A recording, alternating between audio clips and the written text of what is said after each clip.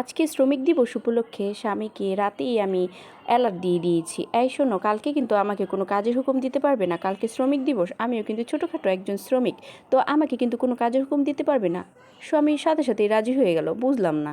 যাই হোক, সকালে ঘুম থেকে উঠেই দেখি স্বামী গায়েব। ওমা, এখানে দেখি, ওখানে দেখি, বারান্দায় দেখি, ছাদে দেখি, কোথাও নাই। ব্যাপারটা কি? ও মা, আমার মনে হচ্ছে আমার স্বামী আমার জন্য গিফট আনতে গিয়েছে। যাই হোক, আমি অনেক আগ্রহে বসে রয়েছি, আমার জন্য মনে হয় উপহার আনতে গিয়েছে। বিভিন্ন অকেশনে তো আমাকে ও আবার উপহার দেয়। তো যাই হোক, কতক্ষণ পরেই দেখি কলিং বেলের শব্দ। দৌড়ে গিয়ে দেখি তার হাতের মধ্যে এত বড় একটা শপিং ব্যাগ। ও মাই গড, দেখে তো আমার মনের ভিতরে একটা গান বাজতে থাকলো, তুনি মারি এন্ট্রি ওর দিল মে বাজি গানটি। ও মাই গড। তারপরে আমার হাজব্যান্ড বলে, এখানেই দাঁড়ায় থাকবা নাকি? শপিং ব্যাগটা নাও, নিয়ে যাও, তাড়াতাড়ি নাও, তোমার জন্য নিয়ে আসছি কত কিছু।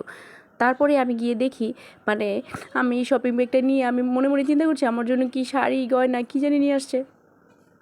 তারপরে স্বামী রেগে গিয়ে বলে, এখানে দাঁড়ায় থাকবা? মাছগুলো তো নরম হয়ে যেতেছে, তাড়াতাড়ি যাও, মাছগুলো তাড়াতাড়ি কেটে ফেলো, অনেকক্ষণ হয়েছে, 2 ঘন্টা, প্রায় 2 ঘন্টা যাবত এই মাছগুলো নিয়ে আমি দাঁড়ায় রয়েছি, নাও তাড়াতাড়ি যাও, মাছগুলো কেটে ফেলো।